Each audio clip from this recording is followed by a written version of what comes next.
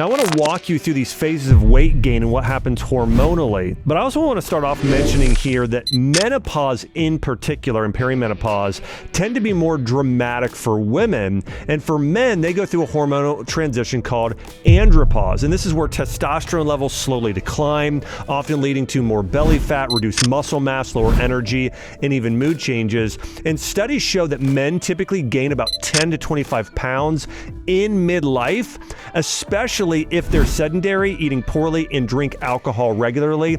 And both men and women need to pay close attention to how hormones, stress, and lifestyle shift in their midlife if they want to stay healthy and strong. And I want to walk you through the decades of what happens in each decade of life to your metabolism. Now, in your 20s, your metabolism is at its peak, but weight gain comes from this lifestyle. And here are the big things. Drinking more alcohol, staying up later at night. You're maybe out on your own now for the first time in college, eating processed foods, less meals at home. And building healthy habits now sets the foundation for these later decades in life. And so now listen, we've all heard this term, right? The freshman 15, right? So many girls especially go off to college, get less active, less home-cooked meals, more alcohol, more staying up late, more stress from school, and they'll gain that weight, right? Pizza and beer is what I remember in college, what people used to say of why women, especially in their 20s, were putting on weight. And again, this happens, right? And so it's extra carbs, extra alcohol. And so the key in your 20s is to adopt healthy lifestyle practices and do things in moderation. Yeah, you may stay up later sometimes, but also get back into a healthy sleep groove. Maybe you are at that point where you're 21 and you have alcohol. Hey, have one glass. Don't drink more, right? Don't overdo it. Don't binge. And so I think in your 20s, those are some key things. And if that's the case, your metabolism will stay strong. And also, here's another thing I found. A lot of people, both men and women, played high school sports. And they get in their 20s into college, and so they're less active. They're not playing sports as much. They're not in the weight room as much. So adopting those healthy workout routines. In your 30s, here's what happens. Muscle mass starts to decline slightly, and careers, kids, and stress make consistent exercise harder. And I would say of all those things, the stress is the biggest thing I see for people in their 30s. You've got kid stress, it's just busyness. You are busy every moment of the day. So your body gets into a fight or flight state. Cortisol starts to creep up. And this is also why I see so many women who start to have issues with hypothyroidism in their 30s. Men start to get prediabetes in their 30s because cortisol goes up.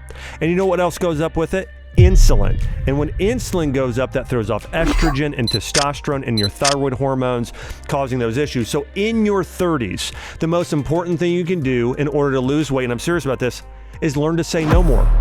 Only say yes to the most important things in life, and then have more margin in your life to where you can exercise, you can play with the kids, you can just rest sometimes and have nothing scheduled on a Saturday or a Sunday. And so I really think stress is the single biggest factor when you get into your 30s of what you need to start really focusing on if you want to lose weight.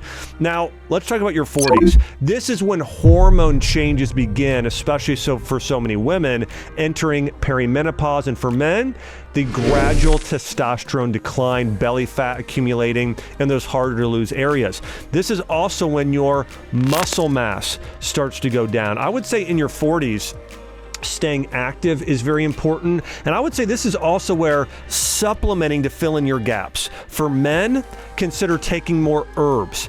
Panax ginseng, ashwagandha, making sure you're getting vitamin D, making sure you're getting magnesium. For women, make sure you get enough iron, make sure you're getting enough omega-3s and vitamin D as well, and then taking herbs like Vitex and black cohosh.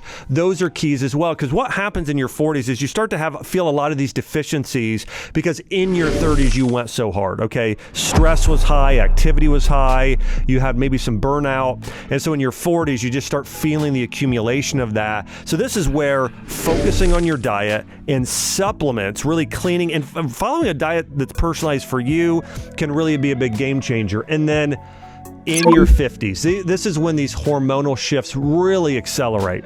This is where your metabolism slows significantly and lifestyle choices matter more than ever.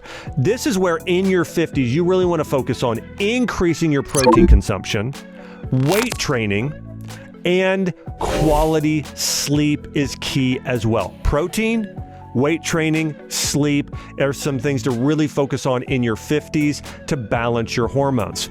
But the biggest demographic of people I see gain the most weight statistically are women that are going through perimenopause and menopause. In fact, between 50 to 70% of women gain weight during perimenopause and menopause.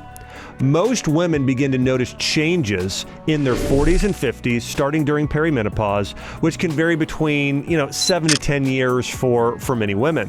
The average age to begin perimenopause is around 47, but some women start experiencing perimenopause as early as their mid to late 30s.